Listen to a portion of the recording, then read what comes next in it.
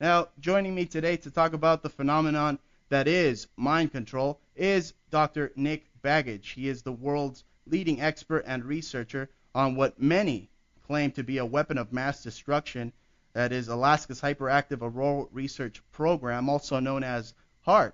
Now, Dr. Begich has authored many books such as Angels Don't Play This HAARP, Advances in Tesla Technology. He has also authored Earth Rising, The Revolution Towards 1,000 Years of Peace. His latest book, Earth Rising 2, The Betrayal of Science, Society, and the Soul, both with the late James Roderick. His latest work, Controlling the Human Mind, Technologies of Political Control, or Tools for Peak Performance, have all been published in 7 languages. Ladies and gentlemen, joining me now is the amazing Dr. Nick Begich. Hello, Doctor. Thank you so much for joining us today. Hey, well, thanks for having me. It's my pleasure to be with you, and I'm sure we'll have a great program and got a lot to cover. You were just mentioning television, sort of the ultimate programming tool. I just looked at MIT's Technology Review this month, and it's the average monthly media viewing hours, 145 hours of TV, 28.5 on the Internet, and 11.5 on other handheld devices. Wow. Pretty amazing. It's like a quarter of everybody's life is stuck in front of a monitor somewhere. It's ridiculous. People don't even talk to themselves on the subways. It's just like the books we read when we were in high school, like Fahrenheit 451. People don't even say hi to their neighbor. They're just stuck in their own little world, their iPhone or whatever it is they're looking at, right? Right. I live north of Anchorage, about an hour and a half, and I elected not to have television, as my granddaughter says, television with channels. and I actually recapture 145 hours of my life that I get to do other things with, and it's pretty amazing what you can do in 145 hours of not watching TV. Doctor, it's pretty amazing what you have done without watching 145 hours of TV. Now, let's get into our interview now. You bet. Doctor, you come from a family with a strong political background. Now, tell us about your upbringing and how you have found yourself also in the world of politics at one point or another, much like your family. Well, Dad was in the state Senate. He was also a member of the United States Congress back in the 70s when it was a pretty contentious period. That was right during the Nixon administration, the end of the Vietnam War. Watergate exploded just after my father passed away in the early 70s. My brother Mark is a member of the United States Senate, currently in the U.S. Senate representing Alaska. I've been involved in politics here most of my life, but internationally what I've done in the last 17 years is essentially educate the public on new technologies of various kinds, dealing with privacy, weapon systems.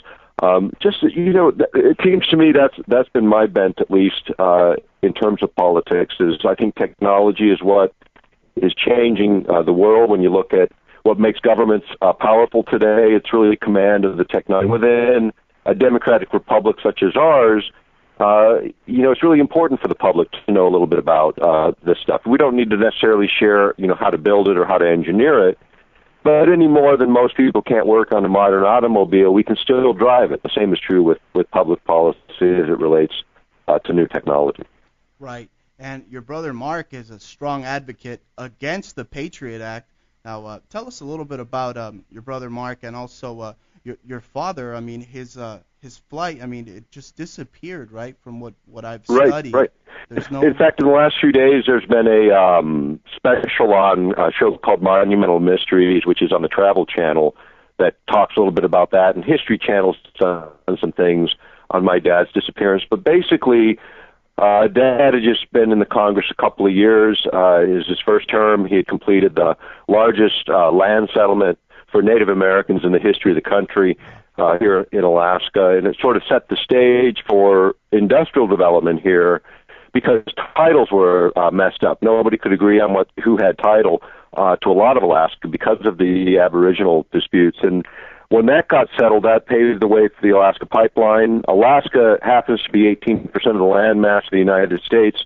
We have more coastline than the East, West, and Gulf Coast combined, and enough mineral resources to bail out the national debt several times over. And the problem is people don't really know Alaska or understand it. Mark like my father, my brother Mark, is pretty aggressive in trying to at least educate the Congress on what is here in the national interest and a way of looking at Alaska perhaps a little bit differently.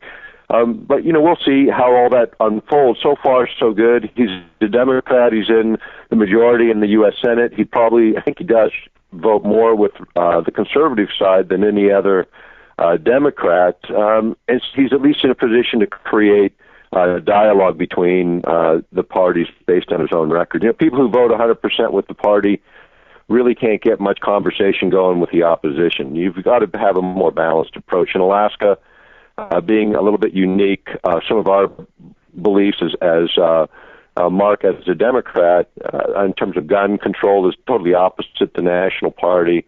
Our view in Alaska towards development is shared by both parties, just in a different perspective. But we have a more of an aggressive developmental stance for Democrats here than most places. So I personally am libertarian.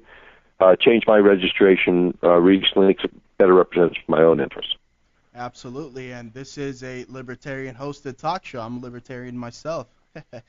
It just seems like, both parties, are trying to control every aspect of our life, and I'm pretty sick of it. I think most people are. I live in a very remote place, an hour and a half from Anchorage. I'm one guy passed me for power, and then you're in the area the size of West Virginia that's totally empty. I look out my window, see 10 kilometers around, and I don't see a sign or hear a sign of another human being. And wow. It's a unique place to be, and I like the freedom I have here. And whether you're in an urban area or in the wilderness of Alaska, you ought to have your liberty intact. I bet it's just absolutely beautiful out there. I'd love to visit. Can you see Russia from over there? Yeah, right. No, Wasilla is a few miles away. I guess you can see it from there, but not from my neighborhood. Just kidding around right there. Well, I believe you studied in Sri Lanka. I mean, tell us about that. That was back in 1994, I think, right? Right. And what really happened is I had done a lot of independent research in the sciences over most of my adult life, and people got a hold of some of my material and writings, and my doctorate was granted honoris causa for what I had written over a number of years, and it went to the faculty senate there. They reviewed it, and I received my doctorate in that way. It's a little unusual, but I appreciated it. It certainly has been useful in terms of writing and doing the things I've been doing. Right. But, the really exciting stuff is about the research. And most of the material that we've published over the last 17 years is based on just really careful research of the material. In fact, between the 4 books we have in print right now, there's over 1,650 source references. And these aren't conversations and phone booths. These are academic studies, major media reports, and the like. And it's been the hallmark, actually, of our work. And that material came out of over 100,000 documents that were reviewed. So it's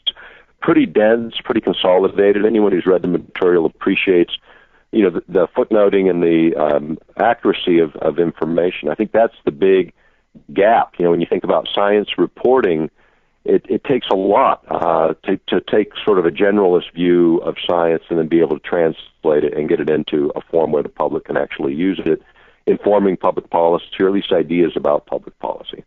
Right, you got to make it understandable to what we call meat and potatoes people, right? I mean, you got to.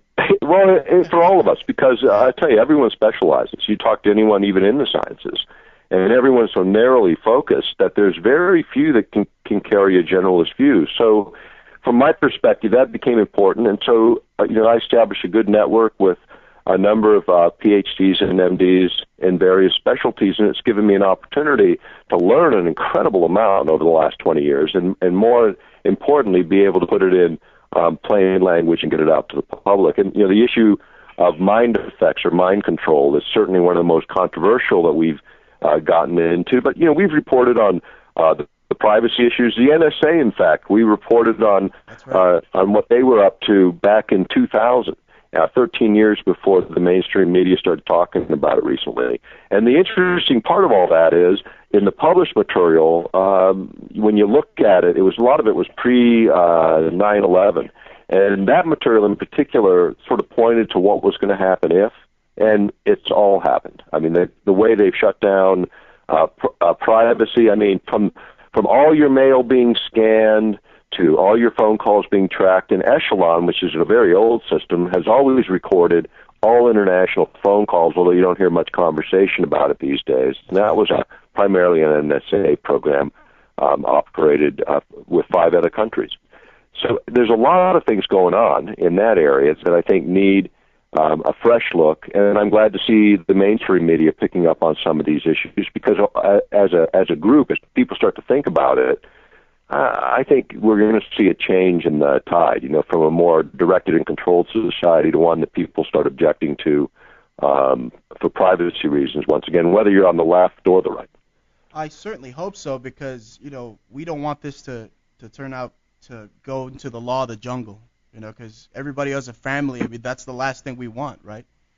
Right, exactly right. And, but at the same time, people value liberty and privacy, and the problem is technology's advanced so fast and so rapidly, proper legislation hasn't really caught up. Because when you think about it, personal privacy sort of began and ended with your physical doorway to your home, as people thought about it when these ideas were first being kicked around constitutionally. Mm-hmm. And then as you look at what is your doorway in the 21st century, it's more of a digital doorway into your life, because you have so much data stored in so many places about you, which never happened before, and particularly government. No one envisioned government holding this kind of data on people.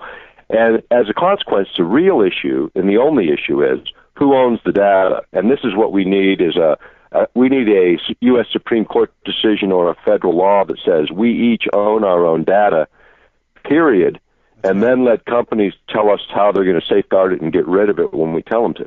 Or automatically get rid of it within a few months of its useful life. Because what's happening is all that data is being collected and used in ways that are highly manipulative, either in advertising, for political purposes, and other purposes. And I think that's fundamentally wrong and violates the very essence of what we are as Americans and actually as human beings.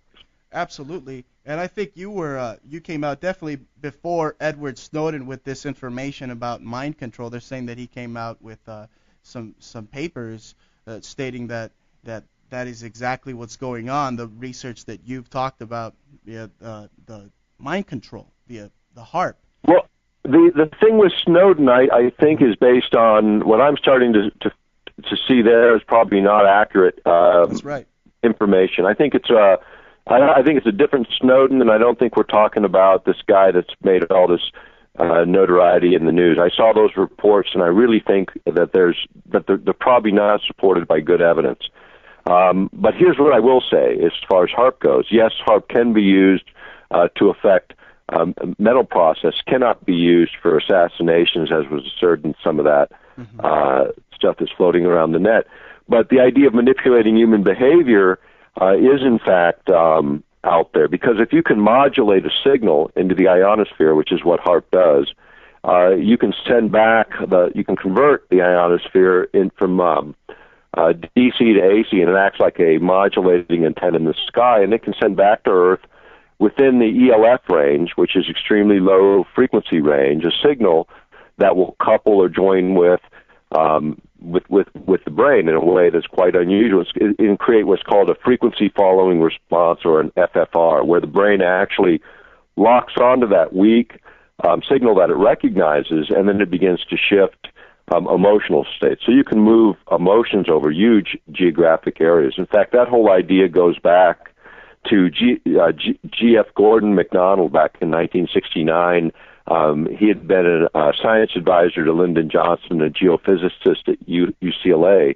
And what he suggested then was if you could ever electronically stroke the ionosphere in just the right way, you could return this signal to the Earth that would manipulate the behavior of those in contact with the signal. And that's exactly what HAARP ended up being capable of, and in a few modes of operation actually achieved. And so, that's been around for a while. Persinger at Laurentian University in the 90s talked about this as well, that all you'd have to do is create this kind of complex signal, broadcast it, that would create this sense of anxiety or fear on the part of the average person. And then you could do something as simple as run a press release that indicts some ethnic group or some group for being responsible for all of your ills, and a certain amount of that energy would turn, or that frustration would turn towards that situation. And so when you think about it, as a very simple kind of method, the large systems can do this. On a smaller scale,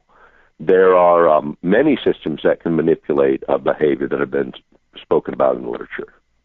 Right. Absolutely true. Dr. Begich, please tell our listening audience about electronic telepathy and the Defense Advanced Research Project's and other governmental agencies' obsession with this technology. Well, this is interesting. There was a couple contracts that were let to the University of California. One was to interpret brain activity in the form of being able to analyze complex signals, electromagnetic signals and emanations from the head, translate those into specific thoughts in real time, to sort of read those energy patterns, those complex patterns. And then the other was to create complex patterns that could be sent into the brain and would be interpreted in a way where you could literally hear the signal. So instead of having a radio receiver, you are the receiver and transmitter. And this idea actually is kind of interesting because the idea is to take a look at a lot of different brains and see if you can in real time sort of these kinds of readings. And the thing it takes is very powerful computing capacity, which is something that increasingly we're getting better at, and at the same time signal generation equipment, which we're really good at. And so when you combine these technologies, and think about it like resolution on a camera, the higher the resolution and the bigger and better we get at this stuff, the higher the resolution becomes, until you can literally create what are called controlled effects. There's a publication called Technology Horizons by the U.S. Air Force Research Lab. In June of 2004, they talked about this in the framework of creating signals that be able to replicate all five senses and even create memory sets that wouldn't necessarily even be your own, but would be anchored in a way where you couldn't distinguish your memory from something, from the synthesized memory. Now, think about that in terms of some of the research that's being done now and funded, very heavily funded, under the veterans funding for the same kind of thing, to knock out people's bad memories of warfare and so on, or replace those memories. Now, you think about that from a standpoint, have you just contemplated for a moment the idea that you can actually remove a memory set and throw in a new one? Scary. Do we really want government to have that capability? I mean, no one's even asking the ethical question of that. What does that mean and what does that imply? Now, you can think about it from the standpoint of coming back from war and having, just the shock of war and trying to eliminate that. But at the same time, isn't that very shock of war what keeps us from being so willing to fight them in the future or send our children or grandchildren into those kind of conflicts? And isn't that a good thing, that Americans and human beings generally are repelled by war in a way that certainly is horrible in all those respects? But if you take that away, is it easier to fight it? I mean, if you fight it with a drone, is it easier to kill people? This is one of the big problems of modern technology, because it becomes too easy to wage war. I think that's something we need to be cautious about as we move forward. And then anything that messes with your brain and consciousness, what if the government decides there's other beliefs or ideas that you maybe shouldn't have? And maybe the government we've got isn't the government we get in terms of what happens down the road. So these technologies become extremely important to at least debate on a policy level, and then really determine whether it's a direction we should even go. Extremely frightening just to think that this technology could fall in their wrong hands, because we definitely don't want them to be tampering with our minds, which... Well, let me suggest that it already is, if the government is running it. It's already in the wrong hands, because this is being done under the guise of classified research in the most part. In fact, we cite a number of things. There was, up until just this year, actually, in 2013, one of the RFPs is retired from DARPA that was actually requesting proposals for anything that would give us advancements in this area, not just the idea of sort of electronic telepathy, but the idea of being able to manipulate emotion or behavior or map it more efficiently.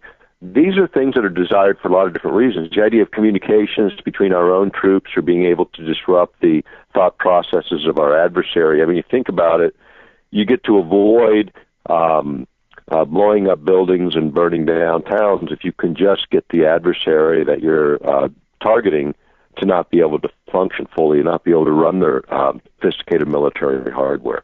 And that really is the essence of where a lot of this is going. There was a great article in the U.S. Army War College Quarterly, and this is now going back to 98. The article was called "The Mind Has No Firewalls," and it was looking at all the different ways that you could manipulate behavior. And what they said is essentially any electromagnetic carrier, whether it's the power grid or whether it's radio, TV, internet, any of it can be used to modulate a separate signal on what you're normally hearing in such a way or seeing that manipulates the behavior of those in contact or in close proximity to those signals.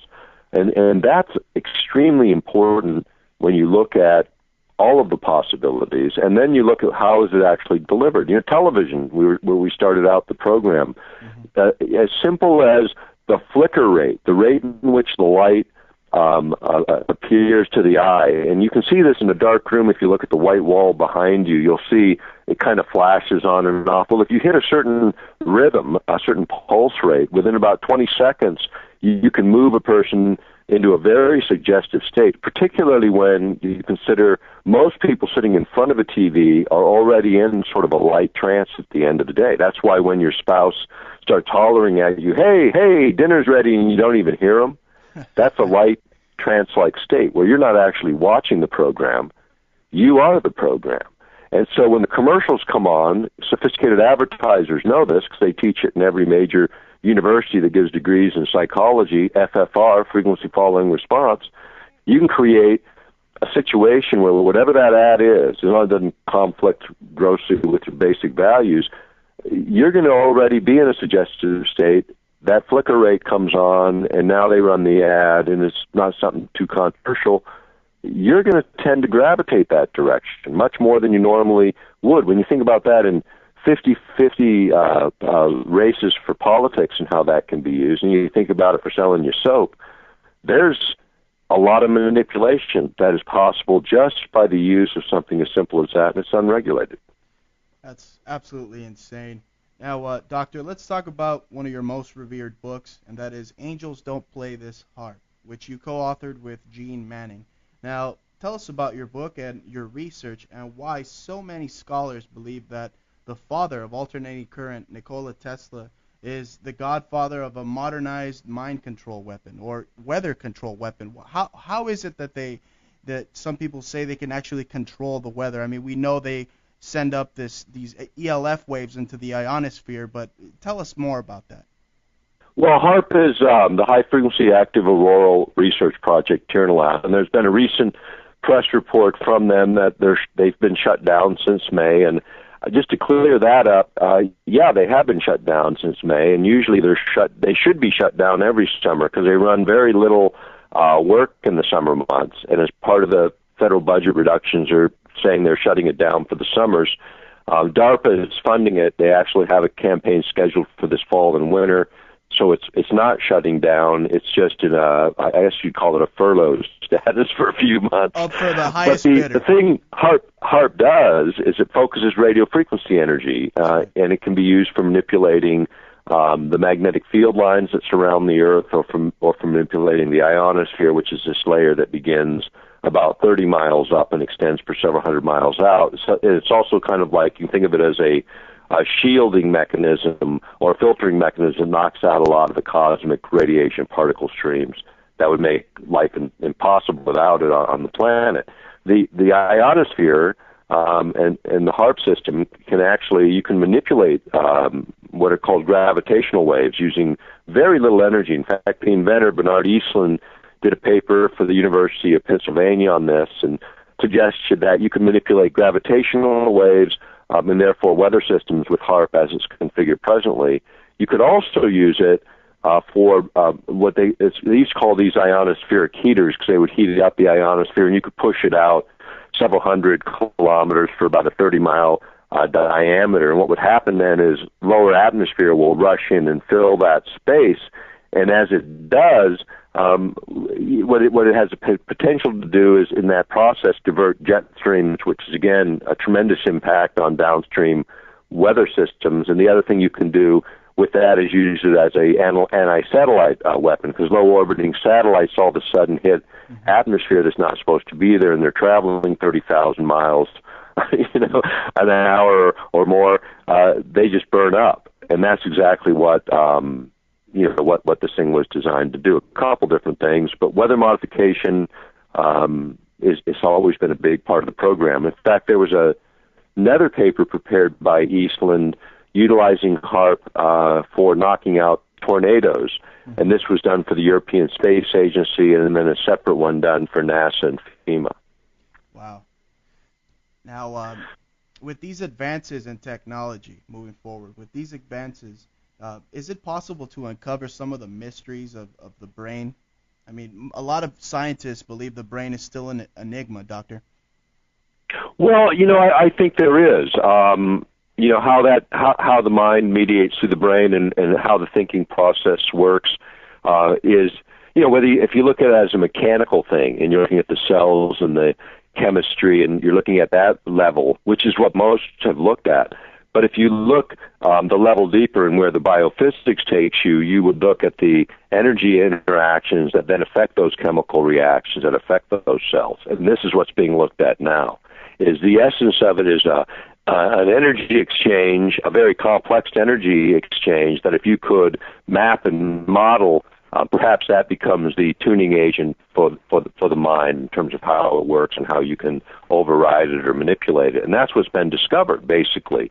Now, on the other side of that is tremendous potential, because when you look at the mind and the brain and what you can do with it, the idea of enhancing our human performance or utilizing our mental capacities more completely is also a big part of the research. In fact, the most important thing discovered in all the mind effects research conducted by government over the last 60 years is probably this one, is that all of us have these anomalous human capabilities, all of us. And the problem with that is, from a military perspective, is if we actually utilized them, that would give a very transparent government something to worry about.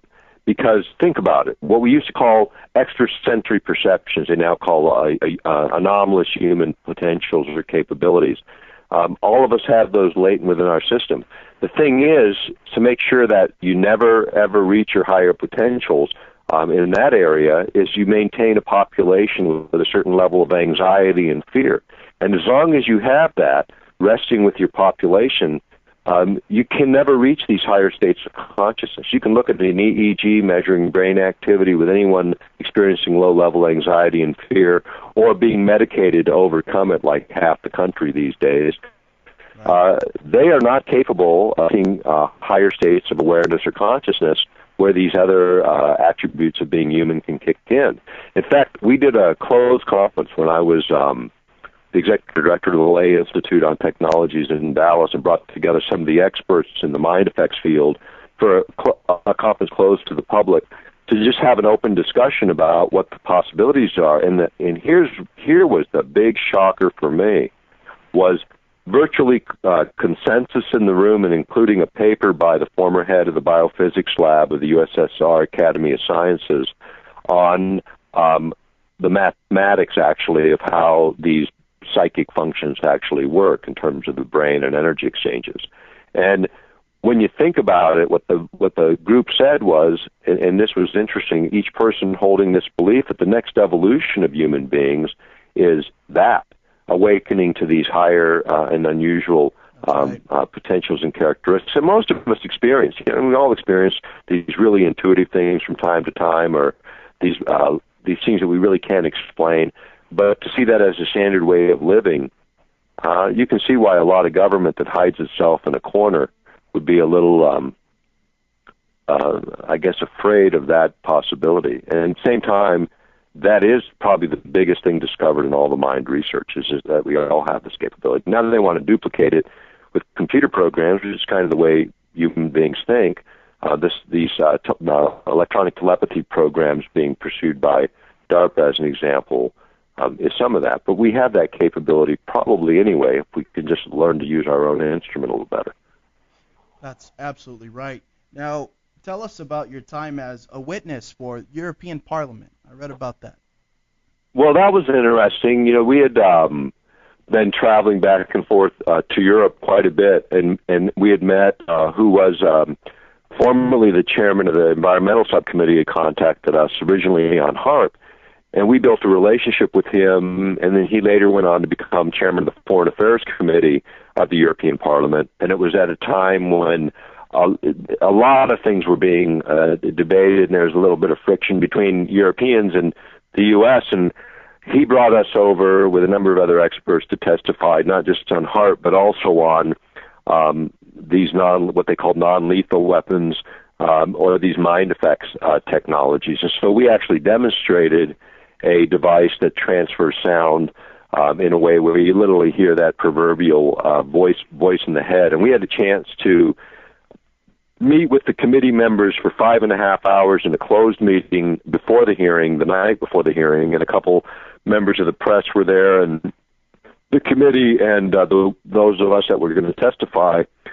And then the next day, each of us was given 15 minutes to testify and then question and answers. And at the end of my testimony, I had an hour and a half of questioning by the chairman of the committee and the committee members. And at the end of the day, they did pass a resolution, the most lengthy and complex security and disarmament resolution ever passed in the European Parliament. It contained 4 sections, 3 on HAARP and 1 on mind effects weapons that we were responsible for. And in fact, they had passed those sections because we had worked with conservatives, Greens, and Social Democrats to build a coalition around those issues passed by the largest margins. In fact, what we also did as a follow-on is I published the book Earth Rising, the Revolution, which gets into all these privacy-related technologies, which then became part of their science and technologies group's research, and they quote heavily from that work. And that's 13, you were talking about 1997 to 2000 or 99, actually, that all this was done. And when you look at it over time, now you see the Europeans upset again because of the surveillance technologies we revealed way back then. Mm-hmm. The other thing that we did in that hearing is we talked about the ABM treaty, which was still in effect at the time, the anti-ballistics missile treaty with the former Soviet Union. And in my testimony, I said within 1 year the U.S. would unilaterally abandon that treaty, and they would use the argument there is no Soviet Union, so there is no treaty. 10 months later, in fact, the committee chairman objected because they just couldn't let that stand in the record without a challenge, because their view was no way would that happen within a year without them already knowing about it, right? Because it's such a fundamental treaty. Well, 10 months later, Senator Stevens from Alaska stood up on the U.S. Senate floor and said, there is no Soviet Union, therefore there is no treaty. And the Clinton administration abandoned that treaty, and that was the end of it. And it was 10 months rather than a year. And so without using any classified material at all, just looking at the public record, we were able to deduce more about the ABM treaty than all the security agencies and all the countries representing the European Parliament, at least as far as those parliamentarians were concerned. And that, again, it's like the things that we're doing as a country and how that relates to our traditional allies has been a problem for quite some time. And I think our traditional allies are starting to take another look at how the U.S. intrudes on their politics and domestic affairs. And I think Americans are taking a look at how our government intrudes on ours. And so really we have a government kind of detached from those that should be controlling it, us, and our allies who ought to be able to respect one another's sovereignty, and we don't. Absolutely right. Amazing. Now, Doctor, tell us about the Army. I believe they have documents where they admit that chemtrails are used in weather modification. And out here in Southern California, Los Angeles especially, we see our skies riddled with these toxic artificial clouds every single day here. Give us your take on this strategic spraying of barium and aluminum particles in the sky. Well, that's an issue that I don't follow quite so much, and I have some real problems with some of the research surrounding it. What I do know, and I footnoted it in some of our material, is that the idea of spraying for having an impact for various tests and experiments in the past is certainly in the record. The idea of cloud formation, now this is just a simple byproduct of jet condensation trails, because here's what was discovered years and years ago, is there was a theory that jet aircraft and their emissions were adding to cumulus cloud formation, which was creating storm intensities in the southeastern United States. And so the theory was out there, and then actually 9/11, this is interesting, 9/11 shut down all the air traffic, so they were able to fully model out that theory and change it from theory to fact. And the reality is, if you look at jet traffic over the last 20, 30 years, it is a huge and steep up curve as the world has exploded in international transportation as far as commercial flying as well as freight flying. That is adding substantially to cumulus cloud formation all over the world, having a dramatic impact and shift on weather patterns without any conspiracy attached to it except for the fact that they're flying. Now then you take a look at those that are asserting spraying, and there has been some, but the problem is sampling. The sampling is generally done on the ground, which is irrelevant, and a lot of the sampling that showed aluminum early on was being done in an area where some of the biggest bauxite conversion facilities for changing bauxite into aluminum were operating for years and years without any Clean Air Act requirements pre-1970s. And so you have in parts of the country heavy metals like barium and aluminum and other metals that are in the background at higher levels than, say, normal. The problem is the sampling really needs to take place where it's being expelled from the engine. Up in the atmosphere where the cloud formation is forming to see what's in it. And then the surrounding areas that are devoid of that cloud formation need to be tested for their relative containment of the same constituents. So you can see if there's a difference or whether this is just normal in that area in the background just because of what's happened industrially or otherwise. And I think this is one of the problems with the contrail story, because what's being observed in some instances is strictly the vapor trail coming off of jet aircraft. I agree that in other instances it's something else, but what it is, I think we got to wait and see. As it relates to HAARP, barium-laden rockets were used with HAARP for putting fine particulate barium in the upper atmosphere in order to see, because then if you hit a certain pulse rate and frequency with HAARP, then what you can create is what they call air glow. So you can see what your magnetic lines that you're creating are doing. So in one instance, they were trying to create a sort of corkscrewing acceleration of electrons or energy around the natural magnetic field lines of the Earth, so that they would serve as sort of wave guides and allow that energy to flow from the North Pole to the South Pole to create a missile shield. Well, to see that, if you put barium up there and then certain types of instrumentation, because human eye still might not see it, but certain sensitive lenses will then pick out the difference and you'll see air glow. So you can actually see that corkscrew going around that magnetic field line headed south. And so they do use it in conjunction with that. Aluminum particulate materials have been used in conjunction with weather modification programs in the past, but with HAARP you don't need either one in order to make HAARP work. But to see some things or to do some things, you can certainly manipulate the signal in a different way and maybe create other effects. Wow. Now, Doctor, we're almost going to wrap up here, but tell our listening audience about the biohazards of extremely low frequencies, like we talked about earlier, those ELF waves that are being emitted up in the sky. Right. Again, ELF, extremely low frequencies, are the ones that are biologically active. Signals under 100 hertz or pulses per second. We talk a lot about that in the book, Controlling the Human Mind, which is one that people should really take a look at. There's over 250 sources there. Earthpulse.com is my website where you can take a look at that.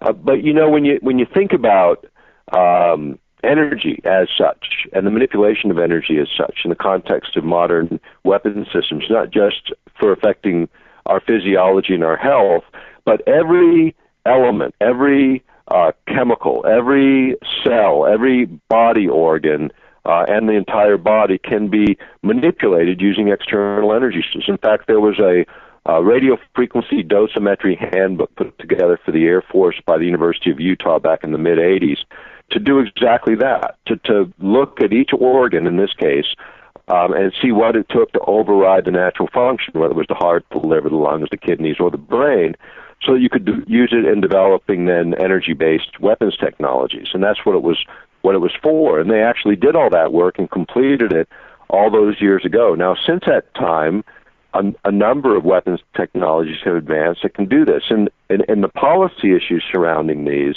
have been debated in places like the U.S. Army War College. And in our books, we talk about that and what their rationales are. Because what they've essentially said is these technologies fly in the face of the Constitution, are probably unconstitutional, but we're going to do it anyway. And then they say in their papers the way they're going to do it is by creating an environment of fear and anxiety so people will look the other way, so to speak. In exchange for their safety and security, they'll give up a little bit more liberty. That's what the U.S. Army War College says in a publication called The Revolution of Military Affairs. It talks about some of the technology we've touched on today. That kind of policy discussion is what led to the idea, too, and in fact in that same paper, that somehow the Constitution is suspended when you leave the country, which brought us things like extraordinary rendition or, in plain language, kidnapping for torture. These are things that I think Americans should start asking. Is it okay to do that? Is it okay for our government to dig through garbage cans and then use extortion and blackmail on our allies and adversaries? Is it okay to invade everyone's privacy on a wholesale basis on every front that we're exposed to? And I think most of us, libertarian, liberal, or conservative, would agree that it's gone too far, and the reverse is in order. And the idea of mind effects technologies is perhaps the biggest step over the line. Wow. No, it's definitely not okay. Now, Doctor, wrapping up here, I wanted to ask you, we were talking about the brain and the potential of the brain. Did you know that the government, the U.S. government, waged out a clandestine operation conducted by the CIA in the 1970s? I believe it was called Project Scanate, where they're hiring psychics or remote viewers with ESP.